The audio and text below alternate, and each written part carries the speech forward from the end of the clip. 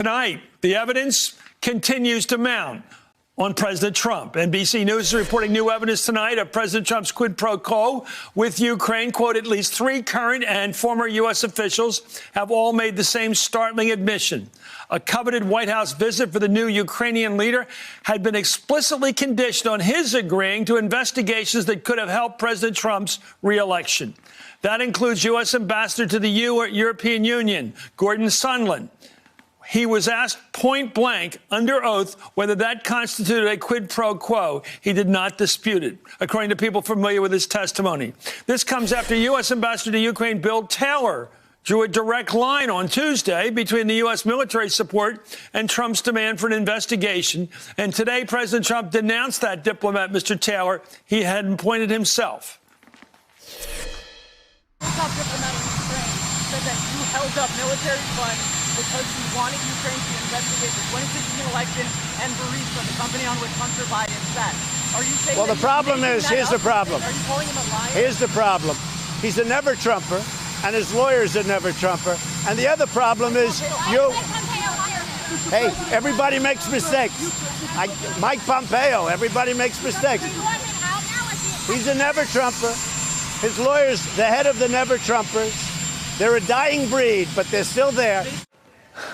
Well, the president's stepping up his attacks now, as the coming weeks could bring even more terror for him, peril. Today, a federal judge in Washington ordered the Justice Department to give House Democrats secret grand jury testimony from special counsel Robert Mueller's investigation, ordering the Department of Justice to hand over the material by October 30th. Judge Beryl Howell also noted, quote, even in cases of presidential impeachment, a House resolution has never, in fact, been required to begin an impeachment inquiry. There you go. There's an issue of process the Republicans have been raising. They need some sort of resolution.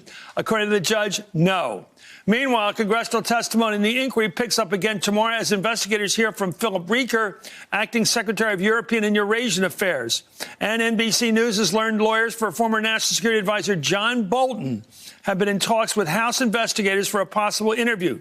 Bolton left the administration back in September. He says he resigned. The president says he fired him. Well, last week, the president's former top advisor on Russia and Europe, Fiona Hill, testified that Bolton was so disturbed by the Trump administration's Ukrainian efforts, he called it a drug deal. And next Thursday, investigators are scheduled to depose Tim Morrison, a National Security Council officer and the first current White House official who will testify. Morrison would have been on the July 25th call between President Trump and the Ukrainian president, so he will have firsthand knowledge of the whole conversation. But as evidence continues to pile up, evidence the president today dismissed the need for a coordinated response. Here's the thing. I don't have teams. Everyone's talking about teams. I'm the team. I did nothing wrong. I'm the team. From Ryan John, my Democratic Congressman Roy Khan of California, who sits on the House Oversight Committee, Mika Oyang, Vice President of the National Security Program at the Third Way, Charlie Sykes, editor-at-large at The Board. Thank you, Charlie. Let me go to the congressman here. It seems to me that this is all focused on one question, the quid pro quo. The president was conditioning U.S. military aid. He was conditioning a meeting at the White House, all the things he had at his disposal on that government and that president, at least saying he was investigating Joe Biden, just saying it. Well, Chris, you are absolutely right. This is really simple. I mean, the president withheld aid, and he was asking Zelensky to do a public press conference saying that he was going to investigate Joe Biden. It's clear what he wanted. Biden was winning in the polls at the time. He wanted to tarnish Biden. He's winning again in one of the polls, despite your guys' efforts. Well, I mean, and he views Biden as a threat, and that's what this is about. It's not complicated, and that's why the majority of the country now supports impeachment. Mika, let me look at some of this other stuff. How about with John Bolton? One of the great ironies in our, the old phrase was politics make strange bedfellows. Think about John Bolton, the ultimate hawk, coming to the argument that this president doesn't deserve to stay in office. Yeah, look, John Bolton has always had his own point of view on these things, and he's somebody who's not really going to bend to a particular team in terms of loyalty. He's pursuing his own ends, and the president should have known that when he hired him. But what's interesting about Bolton is that he has, throughout this process, been encouraging people inside when they have objections to what's going on to make a record, right? He's telling people, go talk to the lawyers, make sure you get it down on paper, record all the stuff. And now all that evidence is coming forward and being brought forward to the House investigators. So while he was working for Trump and seeming to be his loyalist, he was building a case. That's right. And we've seen Trump over and over again face note takers as part of this problem, from Jim Comey to Bolton. You know, Charlie, this president hates people that have regular lives and know how to keep notes, keep regular hours, do the job, keep notes. In other words, document what they do. The sort of the formal federal employee, actually, the civil servant who wants to make sure he's dotted all the I's and crossed the T's. But here's John Bolton, a well-known hawk, a neocon, if you will, I guess, although maybe I've always been a con. And now he is probably the most respected person in this whole loop in terms of ensuring national security and being the one who would really blow the whistle on a president who wasn't putting national security first. Yeah, and you would have credibility with Senate Republicans who, of course, are going to determine what happens to the president.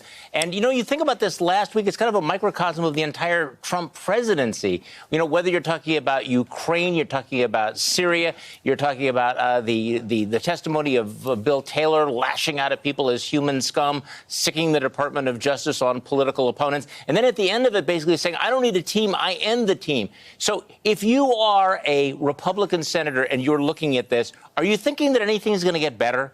Are you thinking that really that you want to stake your political future on this guy? Because what he signaled is you're seeing all of it. You're seeing the corruption, the recklessness, the narcissism, and you're also seeing a determination that, yeah, he doesn't think that he actually needs to get his act together, and you're going into an impeachment trial, which became a dead certainty this last week. Charlie, you're onto something. Who's going to grieve the departure of Donald Trump from the White House? Who's going to grieve it? Well, see, this is the problem. Republicans are being told it would be a disaster if you voted to remove him. But the reality is, can you imagine the national relief the national relief of his departure, but also for Republicans who have to start calculating how much more political capital are they going to have to spend? How many more talking points are they going to have to spew? How many more, convoluted positions are they going to have to take? I mean, right now, they can hide behind process, but you know that it's going to get worse. There's going to be more evidence. There may be more smoking guns. It's going to take place on television. And then you have a president who seems to be escalating every one of his tactics and doubling down on every one of the things that got him to where we are right now. You know, Mika, I think all the time about the suburban woman and mother in many cases who kids listen to this guy on television. They pick it up. Mommy, can I call somebody human scum? Is that okay? Human scum?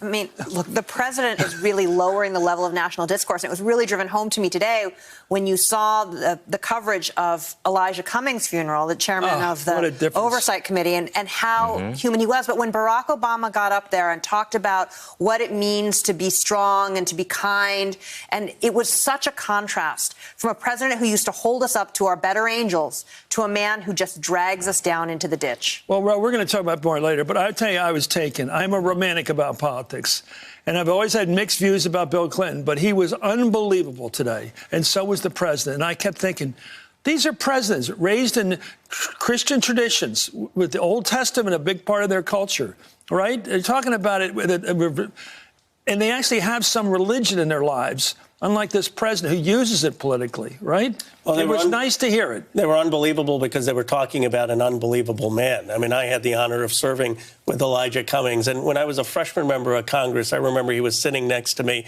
and he said, someone came over and requested a picture. And he said, let me tell you something. I get asked for pictures all the time. And I say, it's my honor. It's my privilege. I'm serving you. Thanks for asking. He was a decent human being. And the fact that Mark Meadows and Jim Jordan were at his funeral says everything you need to know about the man.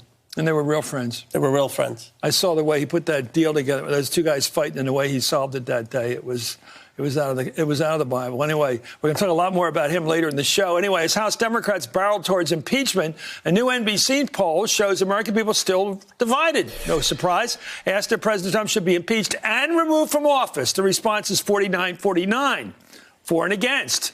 Broken down by party, it's 9 out of 10 Democrats say yes, impeach the guy and get him out of here. 9 out of 10 Republicans saying don't impeach him, keep him here. Here's an interesting one, maybe the tiebreaker. 53%, a majority of independents say the president should be impeached and removed. 53%. That's significant, right? Charlie, what do you make of that number? It used to be that independents were former Republicans when I was growing up. That was just another word for former Republicans. What are they now? Who are they? Yeah, I don't know. People who are probably discussing with both political parties, but I think the numbers to look at there are number one, how solid is the Republican support, and it's still holding. But also, what do the state-by-state polls look like for those senators who might be on the bubble, who might be saying privately that if there was a secret ballot, they'd vote to remove him, but don't want to break with them. So right now, the politics would suggest that it's going to be very unlikely for Republicans to break.